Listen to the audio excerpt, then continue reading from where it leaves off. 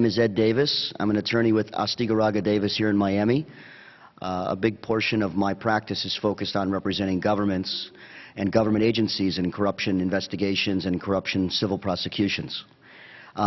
With me on the panel today is Dan Duguay from Cayman, who is a retired consultant, but immediately prior to becoming a retired consultant was with the Auditor General's office in Cayman.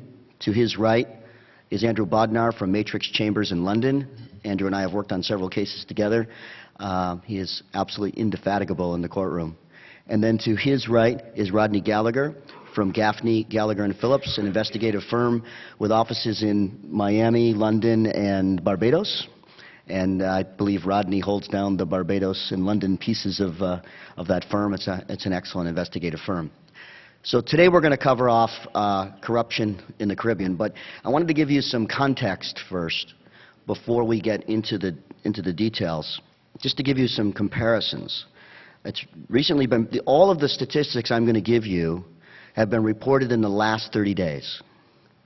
Mexico estimates that 9% of its $1 trillion annual GDP is stolen through corruption. The EU estimates that it loses 120 billion euros a year through corruption. The World Bank estimates that Africa loses approximately $180 billion a year through corruption, which is 25% of its total output as a continent. China, since 1990, has had 18,000 managers of state-owned enterprises flee the country after embezzling approximately $120 billion. Just to give you a sense of the magnitude of corruption. What I can't find anywhere out there in the ether sphere is a statistic like that for the Caribbean. There simply hasn't been a study yet that I've been able to find that measures corruption or the impact of corruption in the Caribbean. Now, I think we can all agree, and you'll see by the end of this panel, that that does not mean that there is no corruption in the Caribbean. And I think one of the unique aspects, and my practice and my firm's practice focuses heavily on the Caribbean, is that these are smaller, much more fragile economies.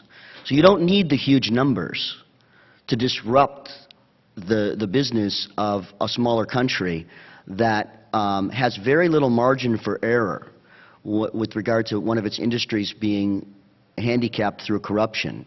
If you look at, for example, the impact of the Stanford case on Antigua, where it was one of the, I think, the second largest employer in the country after the government, and then the secondary impact of the Stanford scandal on international banking in the Caribbean as a whole, and the loss of confidence in international banking in the Caribbean as a result of the Stanford case.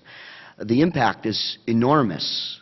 So while the numbers may not be as big or eye-popping as 180 billion in Africa or 120 billion euros in the UK or the EU, they don't need to be to have the impact in the Caribbean. You don't need to have those large numbers. So I just wanted to walk you through, very topically, 3 of the major cases that are out there right now in the Caribbean. If I can I have my PowerPoint up? If you'll move to slide 2, please. The next slide. Thank you. Or actually, no, go to the Trinidad and Tobago slide, which is slide 2. One more back. Thank you. One of the current scandals that's being investigated in the Caribbean is Trinidad and Tobago, which is the investigation of Jack Warner, who resigned last month amid allegations of corrupt dealings while serving as Minister of National Security. That came on the heels of him being accused of being involved in cash for votes scandal inside of FIFA and CONCACAF. And that was pretty publicly known at the time he was appointed Minister of National Security in the current government in Trinidad. My firm actually represents the government of Trinidad in the airport, the ongoing Piarco airport investigation and civil litigation, which is still moving forward, and there's still forfeiture cases and civil matters afoot. But the one case that is not on this slide, there's interesting news that broke just yesterday, is the Cleco case. Now, we have to talk about what corruption is. Is it a government minister stealing money or allegedly stealing money? These are allegations. I want to be very clear about that. Or is it commercial bribery, which has an impact on the governments? So if you look at the Cleco case, which many have called the AIG of the Caribbean, the Cleco case has been sort of puttering along. It's really not been prosecuted by the DPP in Trinidad, nor has it been prosecuted civilly by any government agency in Trinidad, to my knowledge.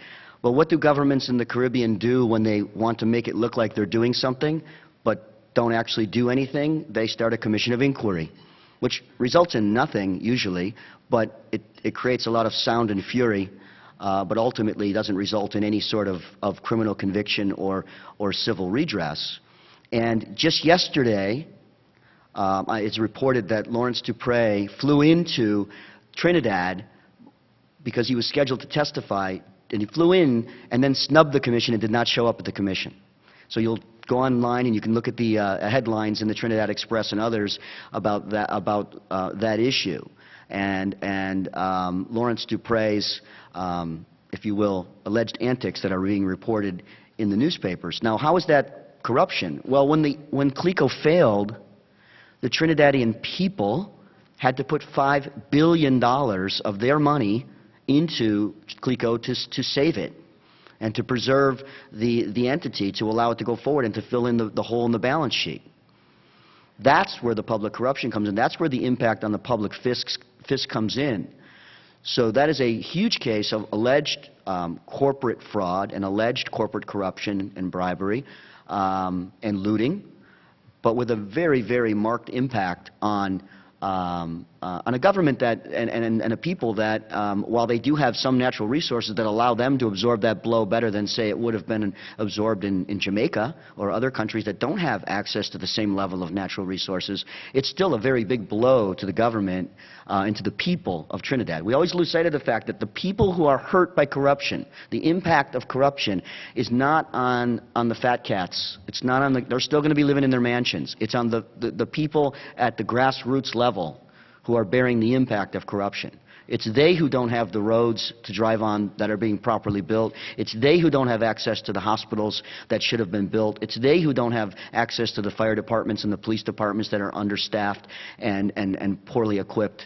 It's they who don't have access to government court systems that are properly funded so that they can work properly and so that justice is delayed, which means it's in fact denied.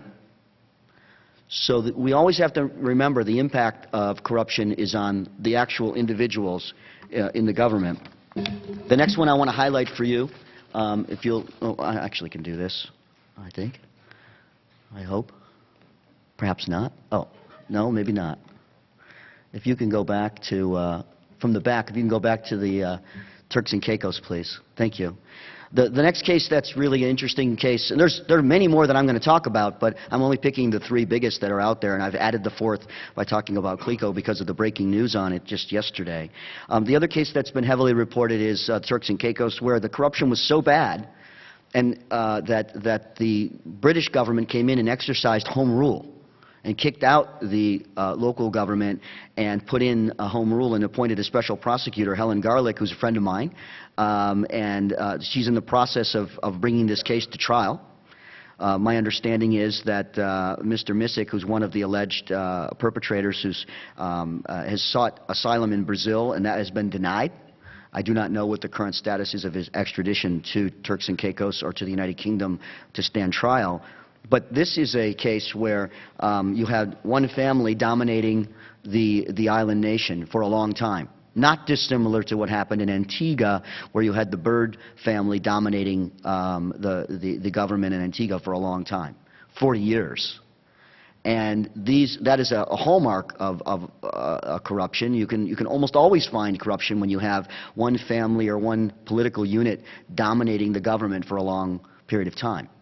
And this is one of the cases, I think, that where we're actually seeing forward progress, and I think we're seeing forward progress because the British government has stepped in and put money in it, put specialized prosecutors on the ground and investigators, and have said, look, we're just not going to tolerate this. We're not going to take it, and ultimately have pushed the case. So query whether that would have happened if the British government hadn't stepped in and exercised home rule.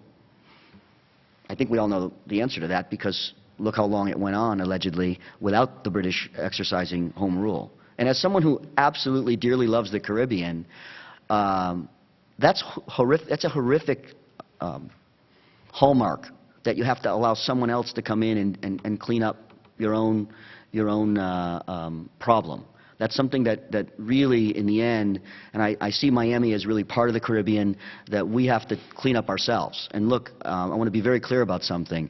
You don't need to leave this city to find some of the biggest corruption cases you'll ever find, including our wonderful seaport and our wonderful airport. So I don't want you to think I'm standing up here holier than thou talking about corruption in the Caribbean. That's the topic of the panel, so we're talking about it. But understand that we have a fair amount of corruption that is massive and, compared to the corruption in the Caribbean. In fact, just one of our scandals here, dollar-wise, would literally be bigger than all of the corruption, the reported cases that are reported in the Caribbean at any one time. So I don't want anyone to think that I'm taking or any of us here on the panel are taking a holier-than-thou attitude. But we have to have adult conversations about these issues in order to ultimately confront them.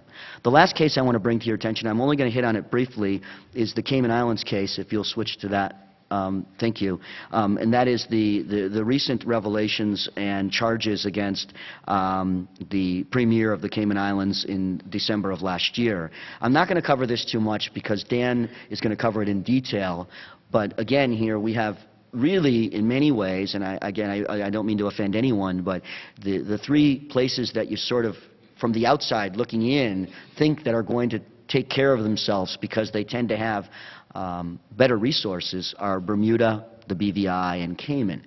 And to see the Premier of Cayman being implicated in things like this, and obviously these are allegations that need to be proven, but the mere fact that the allegations are being made is very disheartening, because you would hope that an island like Cayman, an island nation like Cayman, would be able to resist these types of corruption. In fact, though, the reality is, as long as there are human beings and money, there's going to be corruption. So it's perhaps a pipe dream to think that we would have expected more from Cayman. If you'll hit the next slide, please.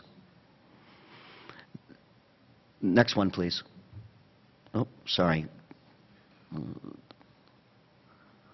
I deleted the wrong slide. I'll just tell you about it. The issue that I want to talk about now is creating, or a call for the creation of some sort of organization in the Caribbean that is supra-governmental, that is similar to Interpol, but it would be involving civil law and criminal law solutions, as well as investigative resources and investigative funding to provide this resource to Caribbean governments. Because one of the things that's unique about the Caribbean is that there tend to be small islands. And so you're asking people to investigate their neighbors. You're asking them in some cases to investigate their family members, people that they're going to see at the grocery store, they're going to see at the bank, they're going to see them on a regular basis. And that's a hard thing to ask. It's not the same as being in a city of 3 million people like Miami, where the police, generally speaking, are not going to know, are not going to have any sort of personal relationship, or the jury's not going to have any sort of personal relationship, and in fact that's largely precluded, with the accused and with the people who are being investigated. So how can you, and of course you need the political will to investigate corruption. And people want to get reelected. So they're not likely to take on a powerful interest that is committing corruption if they want to get reelected. So how can we create an agency, and we can talk about the reality of it. I'm going to ask each of the panelists to tell us if they think this could work and why it might not work, with the proper funding, with the proper resources that could be brought in and would be free of local interference. Because one of the issues is, if you're going to be investigating something in Antigua, are you going to use the local Antiguan police force where, and I'm not picking on Antigua, I happen to know it very well, I've represented the government there.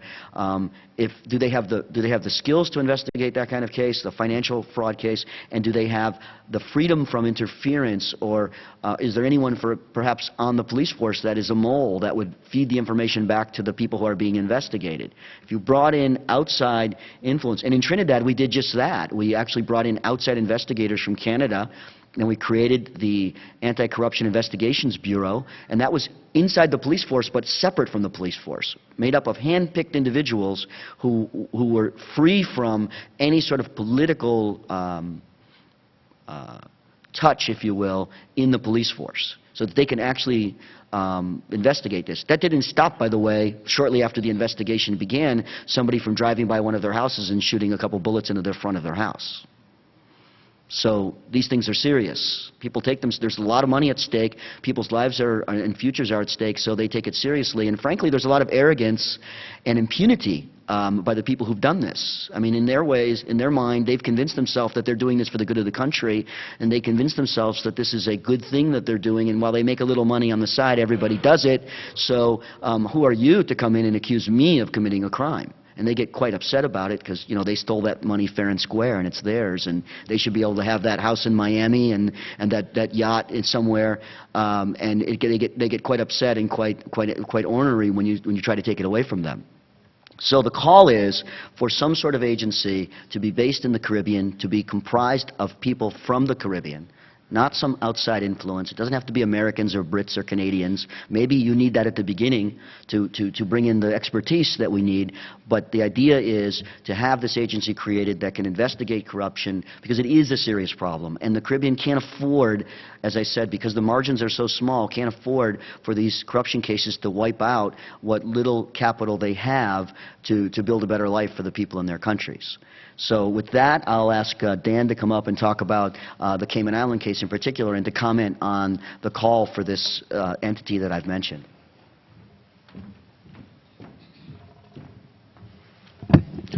Thank you, Ed. For people who don't know me, Ed introduced me, but I'm a Canadian who was the Auditor General of the Cayman Islands for 6 years, from 2004 to 2010. One of the interesting things is one of the few jurisdictions where they bring in an outsider because they're worried about reporting, you know, your friends, your relatives, etc.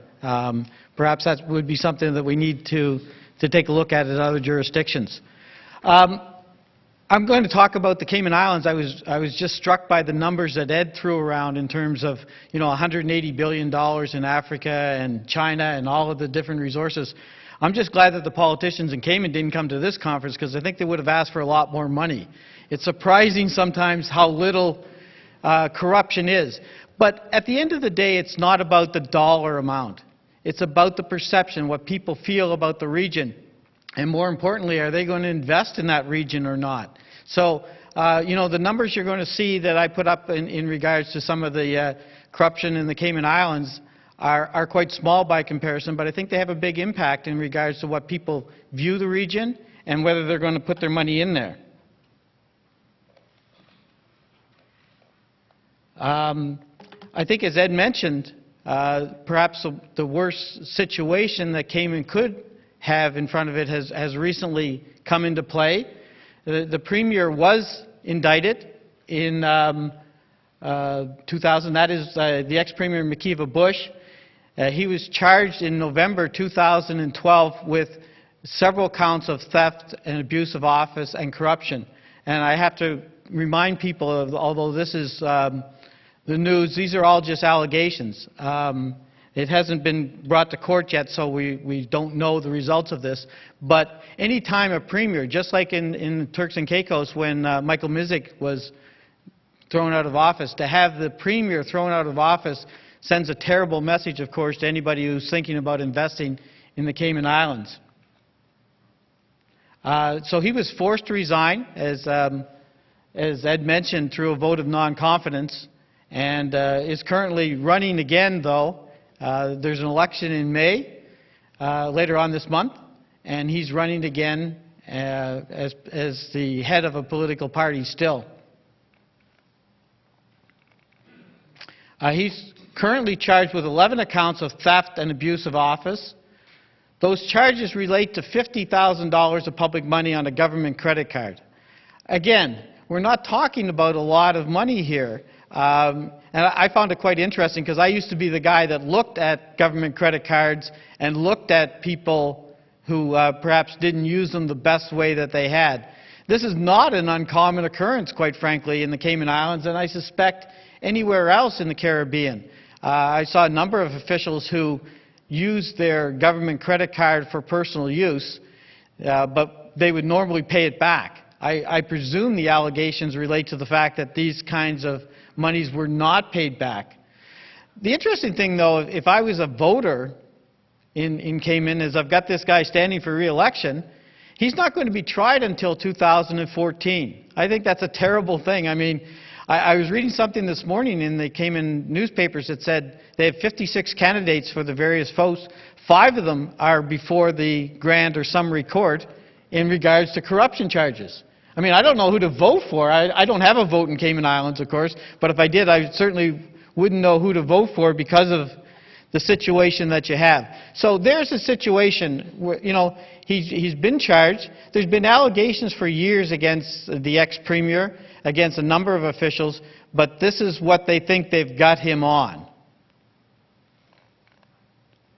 The next example that I have is a fellow that's called Joey Ebanks. And Joey and I have quite a history going back for many years when I was in Cayman. And I just bring it up as an example of the type of thing that happens in the Caribbean so often, and you sort of, if you're standing outside, you shake your head and say, why would something like that happen? Joey Ebanks is currently facing 29 counts of theft, fraud, and drug charges relating to his activities recently in the Cayman Islands. He was the former managing director of Bosun's Beach, or what was called the Turtle Farm. That's a tourist facility that has been run for many years in the Cayman Islands. About 10 years ago, they decided that they'd make it into what some people call Disneyland South. They thought they'd make a major tourist industry out of that. So what they did is to turn what was really an ecological function trying to maintain the turtle population in Cayman, which is an important cultural symbol that used to break even, and now they've turned it into something that annually loses about $10 million. So that was not perhaps their best move, if you will. When Joey Ebanks was the managing director of the turtle farm, he used to regularly give himself salary advances, which was not known by anybody else. He didn't go through the proper channels, go to the board of directors and say, you know, I need some advance. He just took them. It never came to light until he decided that he was going to run for political office, and my office actually stepped in and reviewed this because we had heard that he was taking salary advances. He had taken salary advances of $50,000. Now, to be fair, Joey paid all that money back, but it wasn't until it was brought out in the public that he had done so. So I think perhaps the Auditor General had some influence on that.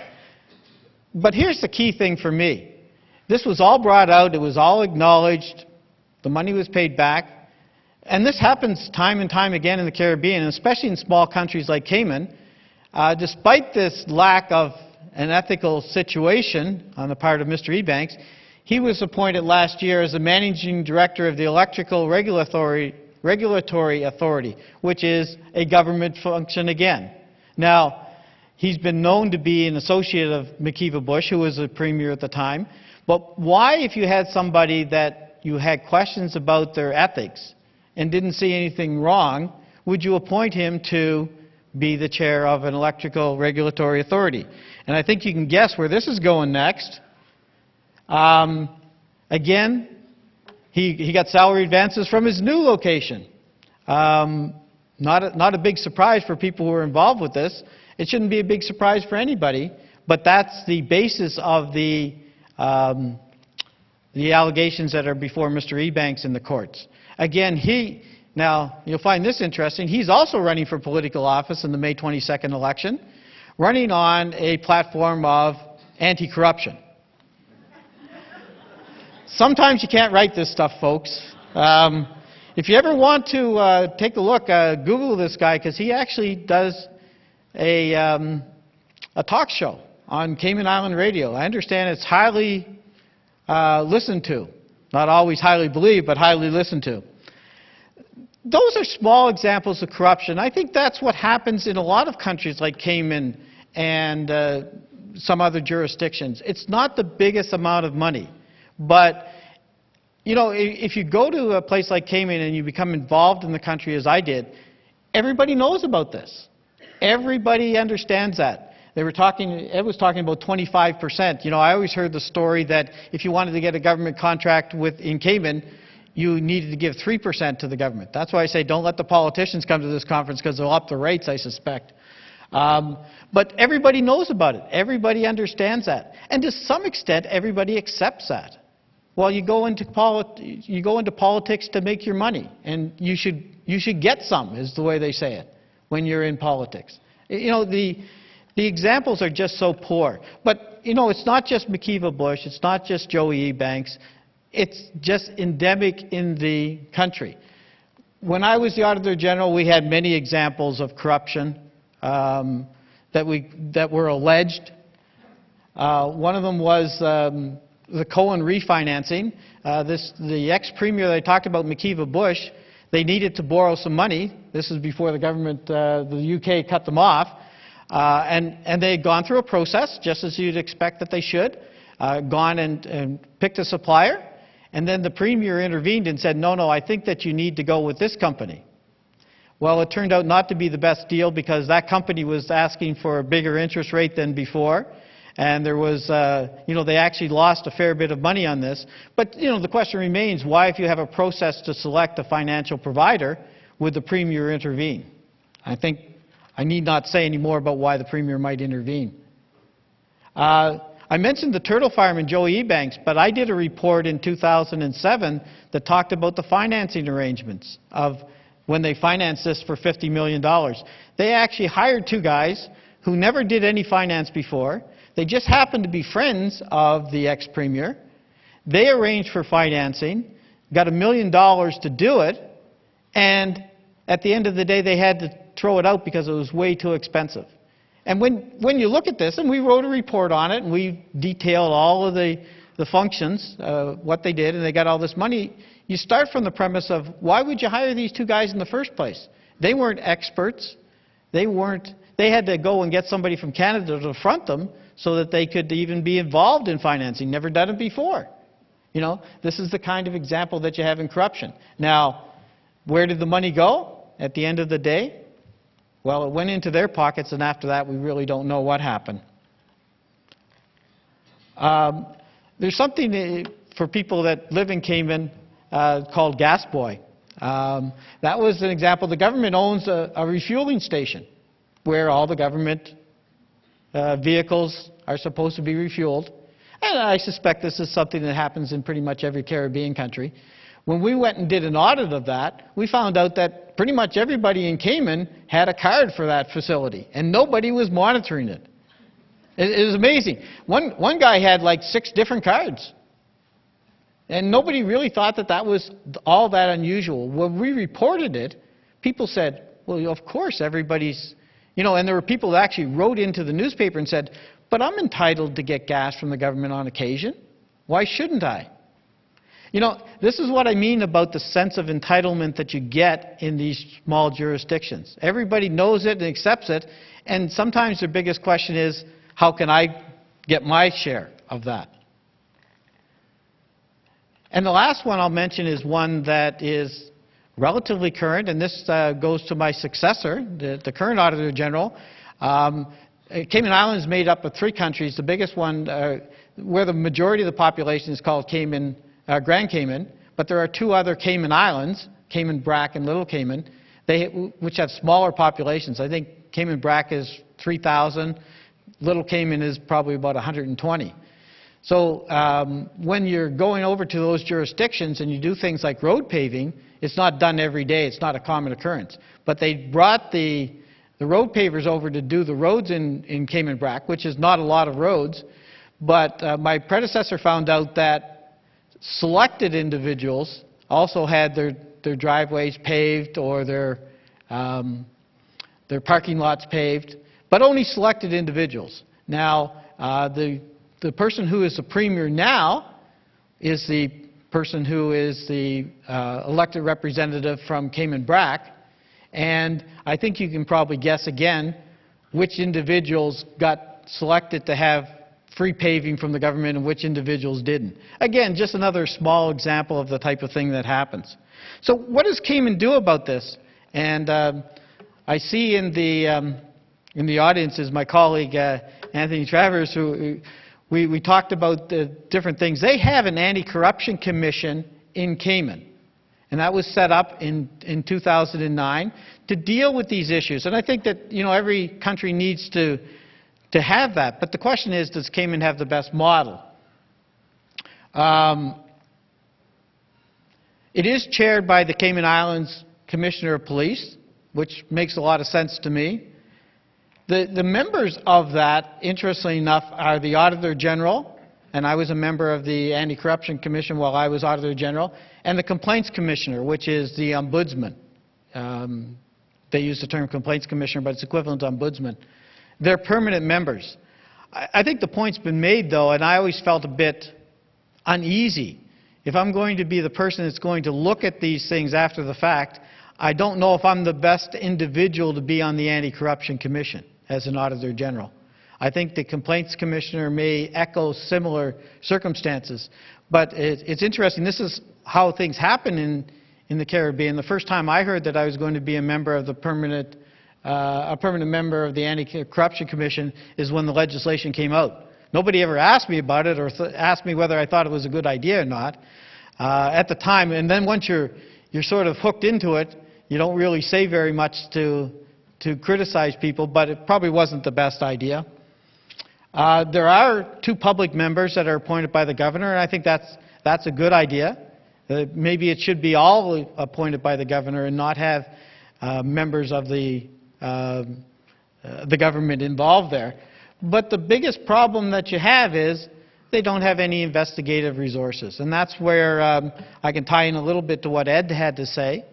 At the end of the day, you can get allegations all you want, and you can say this should be looked at, but if you have no resources or only the resources of the police department that may have other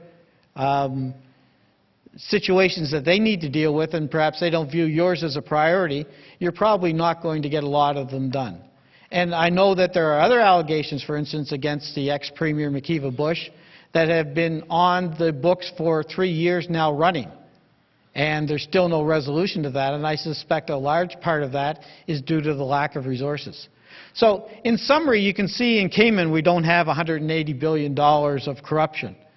But the corruption that we have is insidious. And I think that when people see things like the ex-premier being indicted in the international press, when people who investigate it read of the examples of people that have been known to abuse the system are being reappointed to positions. When you look at situations of entitlement where the entire country seems to think that this is a reasonable thing to do. If you're an investor and you're looking at that situation, you're kind of saying, is this the place that I want to invest? And I think that's a real danger for a place like Cayman. And with that, I'll turn it over to, I think Andrew's coming up next to give us a bit of an issue with the UK position.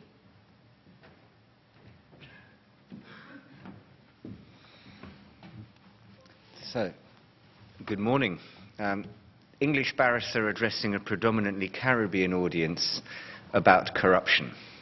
No potential hot potatoes whatsoever. Perhaps we should look again at the title, Corruption in OFCs. How big is the problem and what is its impact on international business? And I'm going to talk this morning very much from the view across the water. Because if the Caribbean is to develop as it has been doing, it needs to do business around the world. And the world has been changing. It's been changing very dramatically. But what do we mean by corruption? So let's start with that terrible philosophical debate. We're going to define our terms. Corruption means many different things. It means everything from looting 25% of the country's GDP through to your friends being given a free driveway as the state contractors building a road roll into town. And one of the questions you have to ask is, where does a reward for being part of the government of a country and the advantages that you might get because your friend is in a position to help you stop, and corruption, properly so described, begin? Wherever the definition, there are two things that enable corruption to flourish. One is the culture of entitlement that Dan spoke about a moment ago. And the other, it seems to me, is a belief in impunity on the part of those who are corrupt. Now, hopefully, yes. I've put up there 4 UK statutes, 5 UK statutes. And why have I done that? Not because I think this is an important part of the law, but you should look at the history, it seems to me. First statute, 1889. That was the thing that made it an offence to bribe a public official or for a public official to be bribed. But there was an exception. If the public official was outside of the United Kingdom, no offence. Prevention of Corruption Act 1906 became an offence to bribe an agent or for the agent to receive a bribe. But not if they were outside the United Kingdom. Prevention of Corruption Act of 1916. Now we get serious. There's a presumption of corruption if payments are made in certain circumstances in relation to government contracts, but not foreign government contracts. Then there's a bit of a gap. Anti-Terrorism, Crime and Security Act of 2001 criminalised corruption of foreign officials and agents. In other words, it was not actually an offence in UK law to bribe a foreign government official until 2001. Indeed, within living memory, payment of bribes to foreign officials was a tax-deductible expense in the UK. So if you ask where does a culture of impunity come from, I'm afraid the United Kingdom cannot claim any sort of white knight on a charger type status. We may have to shoulder our share of the blame for the position that not just the Caribbean, a lot of countries around the world may or may not find themselves in. But, and it's an important but, Bribery Act of 2010 was a sea change in the landscape. And in fact, the sea change wasn't a change in the definition of bribery or a change in who could be prosecuted, although there was a lot of heat generated by those topics. I think the most important sea change was that there is now a duty on corporations to prevent corruption within their own organisation. And if you don't have a policy in place under the Bribery Act, you can be prosecuted just for not having the policy in place. And if you look around the landscape, remember what I said, until 2001 it wasn't actually an offence to bribe a public official. April 2008 to June of 2012, 26 corruption prosecutions, civil recovery proceedings, regulatory process. 21 of them concern foreign transactions. In Canada, January of 2013, the Griffiths Energy case, that was the largest fine ever imposed, it says every, which shouldn't, largest fine ever imposed for the CFPOA violation. And that was following a self-report. In the United States, 2 years, FCPA fines, settlements, penalties, $2.7 billion, although there's been a marked downward trajectory, and I have to recognize there are some corruption specialists who would say that in fact that figure is an artificial skew because of the Iraq oil for food program. Even Australia, and perhaps this is a sign of how the, for want of a better phrase, the developed economies have perhaps not helped. First prosecution for foreign bribery, 2011. First time it had been prosecuted. But that was a successful prosecution. And then another important change, and this comes from Africa, from Thabo Mbeki, and this was only a few days ago. He said, we're losing a lot of this capital that we need as a result of everything we throw out of Africa through illegal means, and there is an estimate that the continent loses annually at least $50 billion through illicit capital outflow. Now you can compare that to something like $25 billion that comes into the continent as a result of development assistance. Transparency International some years ago did a study which showed that if you could recover all of the looted assets stolen by dictators around the world, you wouldn't actually need to forgive third world debt because they'd have more than enough money to repay all of it, which is a rather frightening statistic. Now, the Caribbean doesn't have that problem. But what does it have? Well, actually, things aren't that bad, looked at in numbers terms, or maybe they are. You see, these are the countries that are listed in the Transparency International's Corruption Perception Index of 2012. I'd like to look at the numbers. This is out of 174 countries. And at the top of the range, Barbados scores in 15th place. Now, Rodney, I'm sure, can help us with some of the reasons why that is. But the thing that's particularly remarkable, the United Kingdom and the United States are joint 17th on this index. So to say that all offshore Caribbean jurisdictions have a terrible perception of corruption simply isn't right. The Bahamas, number 22, St. Lucia, number 22, Puerto Rico, 33, St. Vincent and Grenadines, 30.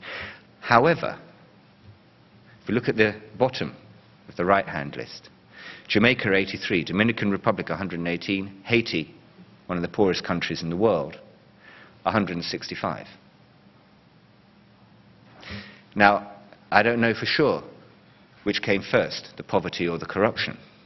It's like the chicken and the egg. But anybody is entitled to ask, is it not the case that if you're number 165 out of 174 in a corruption perception index, that's going to have a severe adverse impact on your ability to develop and enrich your country? So is the poverty of Haiti in some way linked, perhaps, to the level of corruption? And is that why this is something that the Caribbean should address? Well, these are the countries in the OECD whitelist, Caribbean countries, that I could identify. There's quite a lot of them. You see the list for yourselves. Anguilla, Antigua and Barbuda, Bahamas, Barbados, Belize, even Montserrat. So these are the whitelist countries. We heard yesterday from Dan Reeves about how the Caribbean must find some business other than tax evasion. But all of these countries are already regarded by the OECD as fully tax compliant. So these are not tin pot dictatorships or rogue countries. And Ed raises the question, well, do we need a transnational prosecutor? I'm not quite sure how to go back one slide. Can we go back one slide to have another look at the... Thank you. Now, there is also some connection between the wealth of some of these countries and the ranking which they have. It is a fact that the power which the United Kingdom government used to suspend the constitution of the Turks and Caicos Islands and impose direct rule from London is a statutory power which is precisely the same statutory power under which that very constitution was brought into force in the first place. And the Caribbean must own the answer to this problem. Because when you ask why, what's the real reason that the United Kingdom started to become interested in corruption? It wasn't because the OECD said after the BAE case there seems to be a problem with Britain and its corruption enforcement. It was because in British society today, paying bribes is not considered acceptable. And it's not considered an acceptable corporate practice anymore.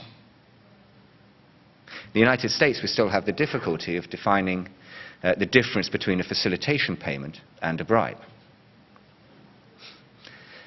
But still, in the United States, for some decades now, systematic bribery is not considered an acceptable corporate practice.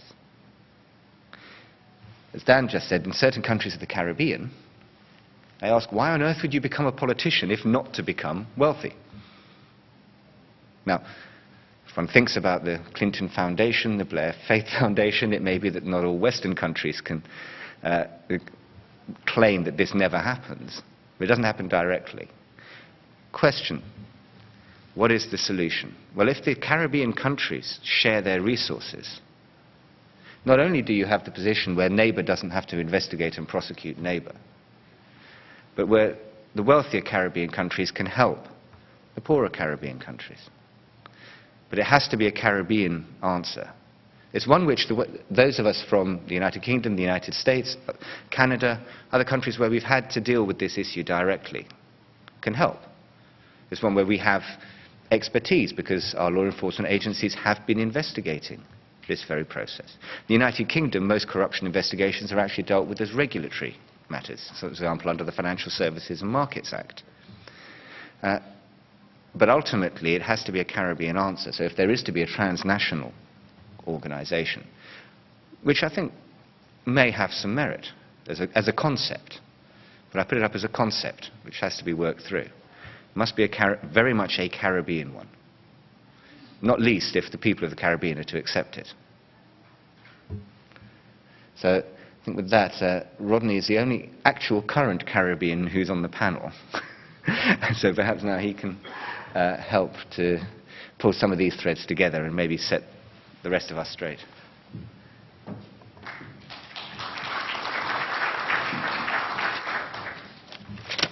Good morning, everyone. My name is Rodney Gallagher, and I've been blessed with the final slot this morning.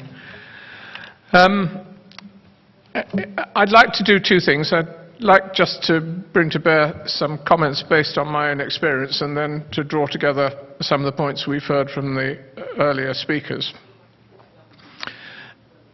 I'd like, first of all, to make the point that corruption, particularly as we see it in the Caribbean, can very easily be viewed as a victimless crime.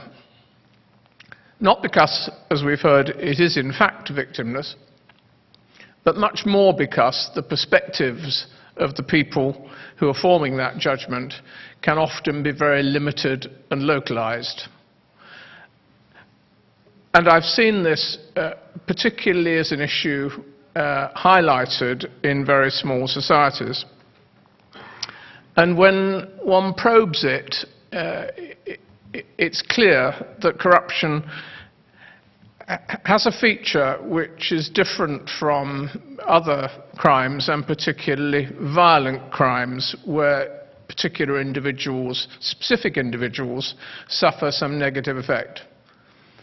And I'd like to make the point that corruption is par excellence a crime where often the benefits are shared.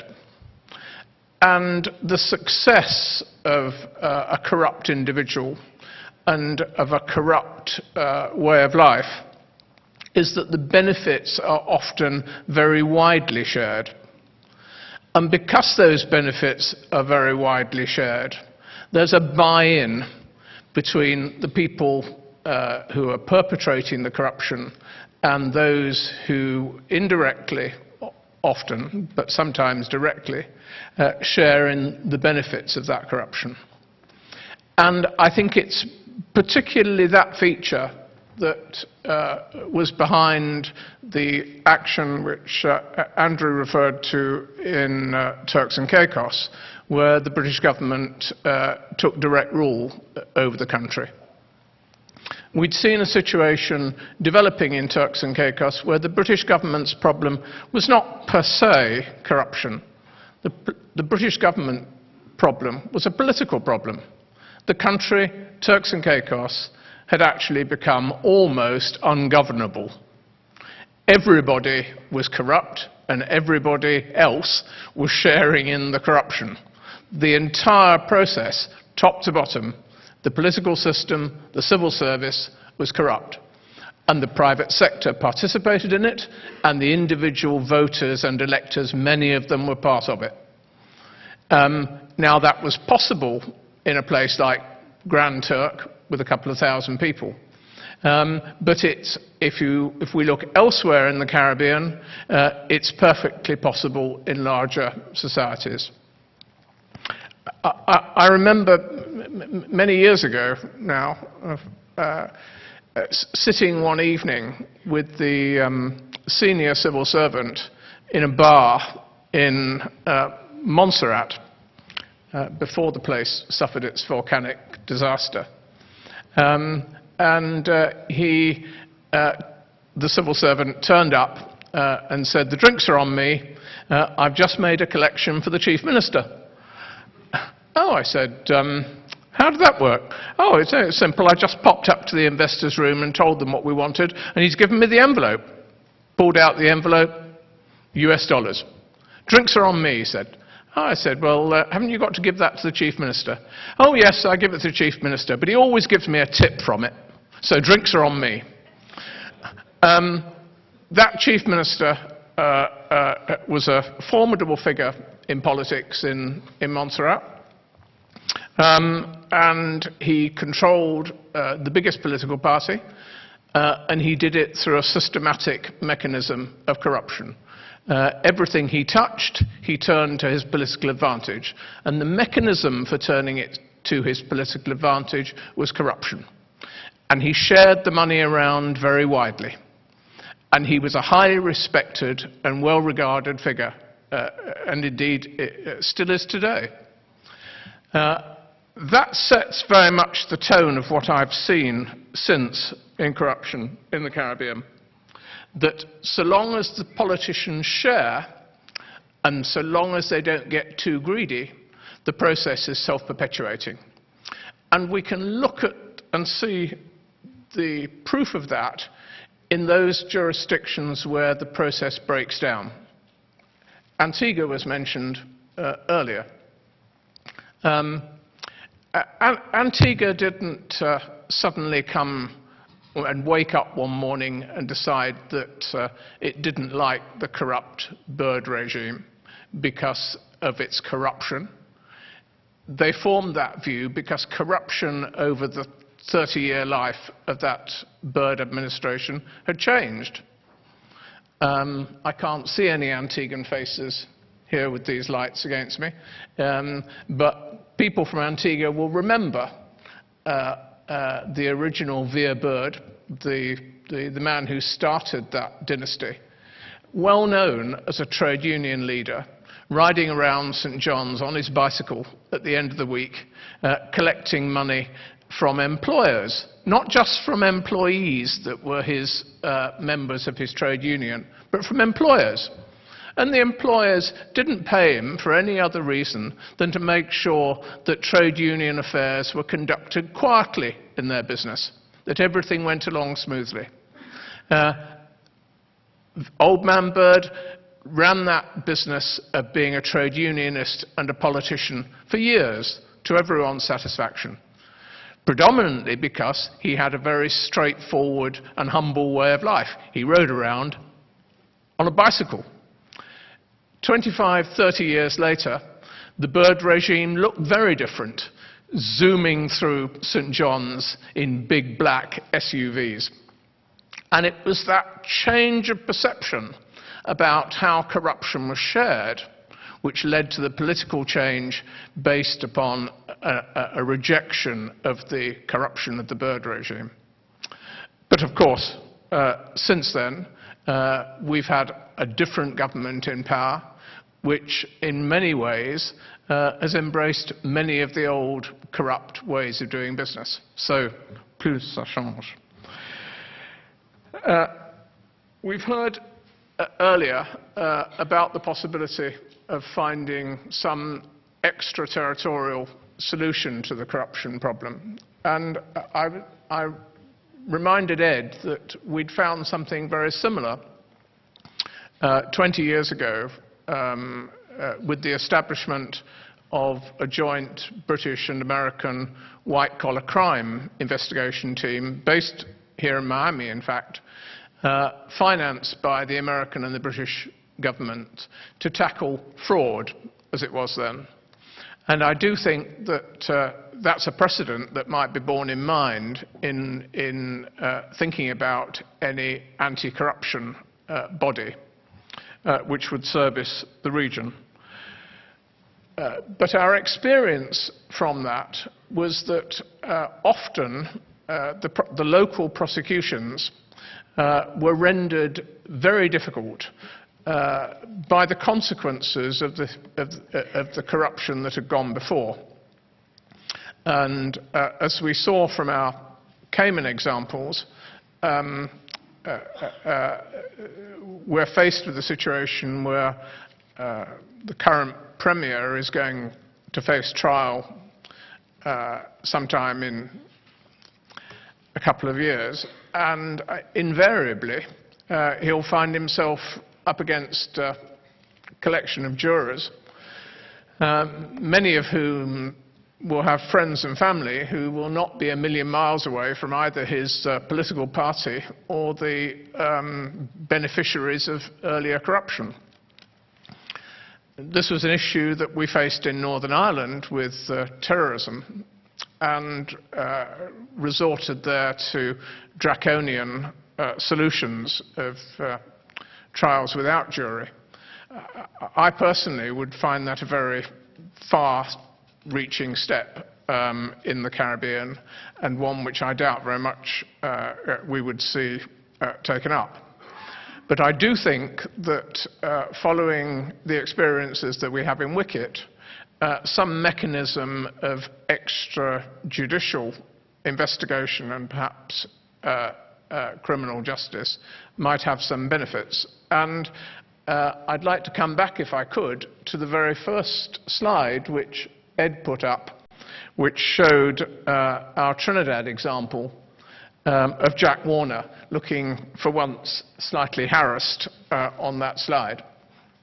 And I can tell you, as a matter of personal information, that the thing that's caused the sea change in the attitude towards Jack Warner has been the prospect of him having his collar felt by the FBI on his next trip to America, rather more than any action which might follow either corruption investigations in Trinidad or indeed political objections from within the ruling elements of the ruling party.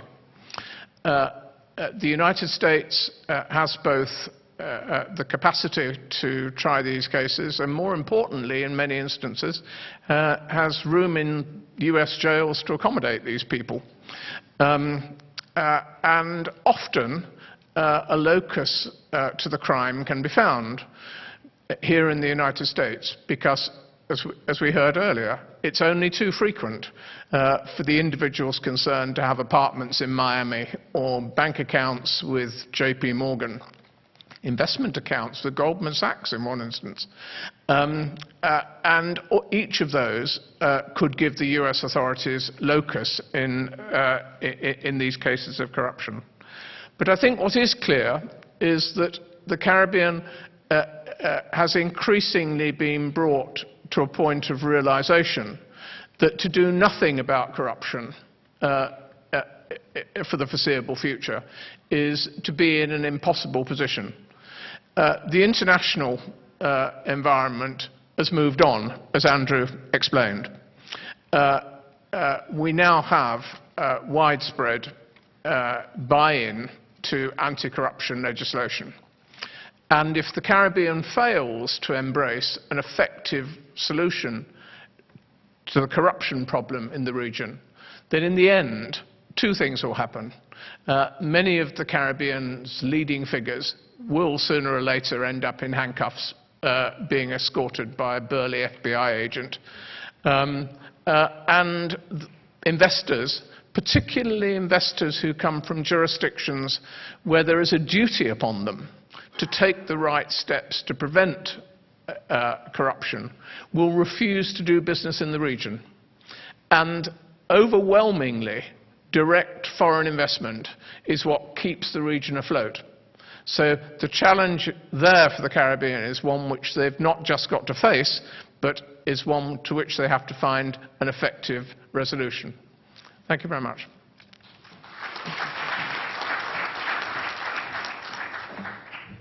Let me exercise my prerogative as the chair of this panel to make three follow-up points.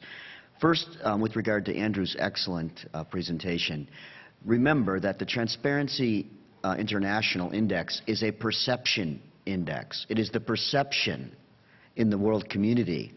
So you have to take those numbers with a grain of salt, because that perception is actually influenced by the fact that a government might become active in prosecuting cases when heretofore it has been inactive, and therefore their number actually goes down, even though they're actually being more diligent in prosecuting cases, because there's more cases out there, so the perception goes up that there's more corruption when in fact they're just prosecuting it more.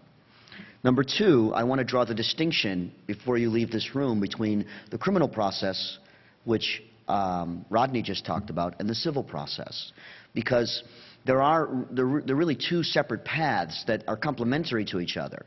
But in the Caribbean, you have the British system, which has an independent DPP, which can be very good. There's a lot of good reasons for that, but it can also be very bad, because there's an inability to get that DPP sometimes to move and prosecute cases. Just take the Trinidad example.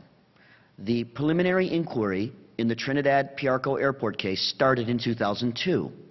It is now 2013, and they've not gotten out of the preliminary inquiry. In the United States, as a result of the civil case that we brought, the United States government began their own investigation in 2004, prosecuted 6 people, convicted them, sent them to jail, and they're now out of jail before the preliminary inquiry has finished in Trinidad. That process has been judicial reviewed to death, so you draw your own conclusions about how effective the criminal process can be. It is not acceptable long term, and I take Andrew's point, that the U.S. or the Canadians or the U.K. can solve a Caribbean problem. It has to be a Caribbean solution, as Andrew said. It has to start from within. You're never going to be able to truly impose change on other people who aren't willingly embracing that change. So that has to happen. That's part of the process. Now, what is remember, our panel is about the impact on business. What is the impact of United States investors and Canadian investors and UK investors and Australian investors and now European investors who are now living under a legal regime where they can't pay bribes, and they refuse then to do business, or at least curtail the business in the Caribbean? What is the impact on the local access to capital?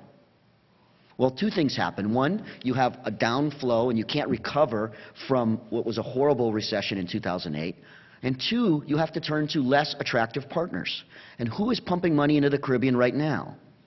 The Chinese. And you have to do business the Chinese way.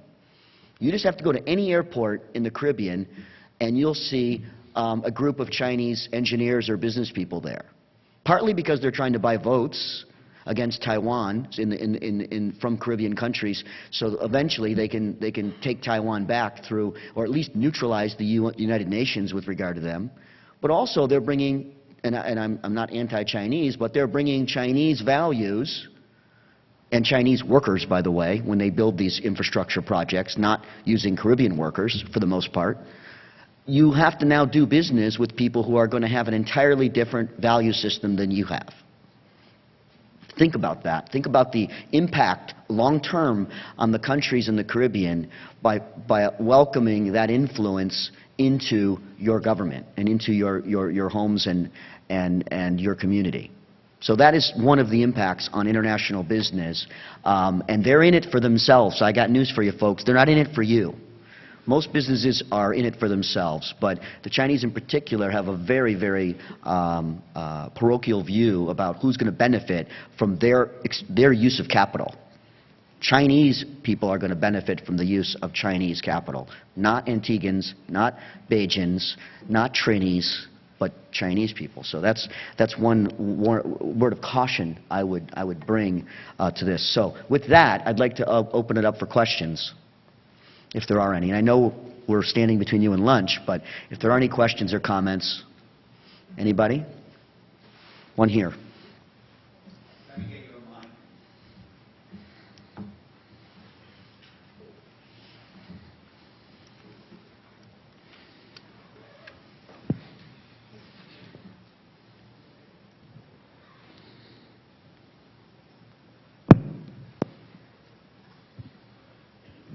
Dan, it's a question for you, Dan. You mentioned a couple of examples there of corruption in the Cayman Islands, which admittedly are not very, very large.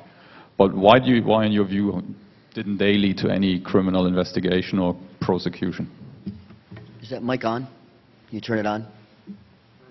Yeah. I'm not sure why they don't lead to prosecution. As I said, there's been other allegations of McKeeva Bush has been outstanding for 3 years. I think a lot of it has to do with the fact that the Anti-Corruption Commission doesn't have the resources to deal with it.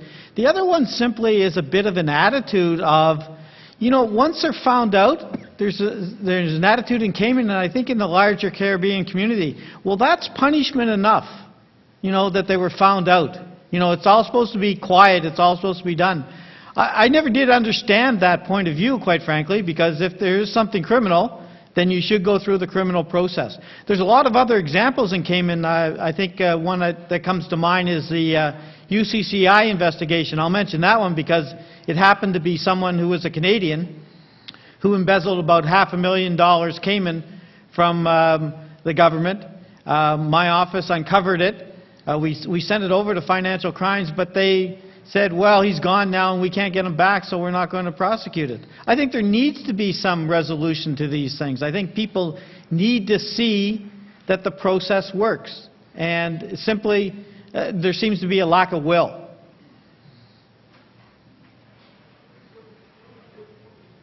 The voters can also vote them out, too. I mean, there's always that ultimate sanction. Yeah, that doesn't seem to happen.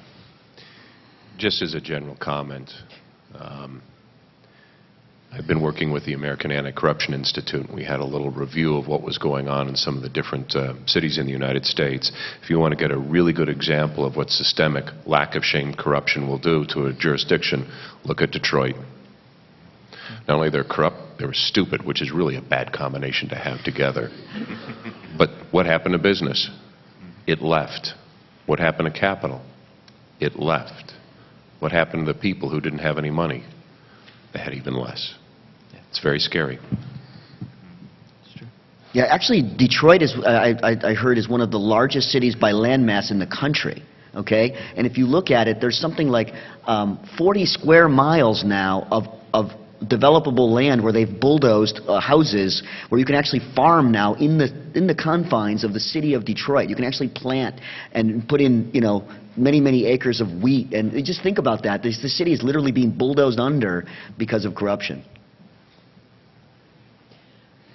Being a Canadian, one of the things that I'm interested in what you've said today is stopping corruption. And Canada, I think anyone will agree, is notoriously, it's a mark for easy sentences for people who are corrupt. They might steal $500 million and they go to jail. If they get a 7 to 9 year sentence, they're out in 2 or 3 years and they've caused carnage. The Americans are very tough. You get 150 years if you're Bernie Madoff. What is your view about harmonizing the sentencing for fraudsters globally, if you have one? Rodney, you're the former criminal prosecutor. Why don't you take that?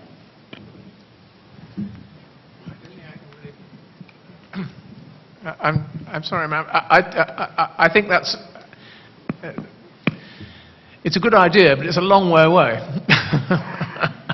and I think we've got far more immediate and pressing issues. Like any criminal prosecution would be good on some absolutely. of these cases. Yeah. But I think a lot of people think that the Americans are crazy when they hear about a 110-year sentence for Allen Stanford, 150 for Bernie Madoff, because obviously they're not going to live 110 years. They're in their 60s, both of them. But it sends a message to society that if you do this type of thing, we will crush you. And I'm not going to comment on what Canada should or shouldn't do. That's up to the Canadians. But in the United States, it is taken pretty seriously. Those cases get prosecuted, and they do get long sentences.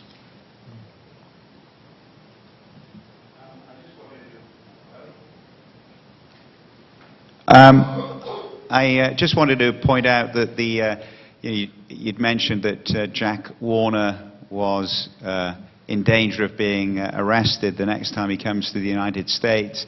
That criminal investigation in the U.S. was actually initiated after the U.S. law enforcement guys at one of our conferences a few years ago listened to Andrew Jennings, the investigative soccer journalist, and it was as a direct result of Andrew's presentation that the U.S. began that inquiry, which has now led to imminent charges, it would appear.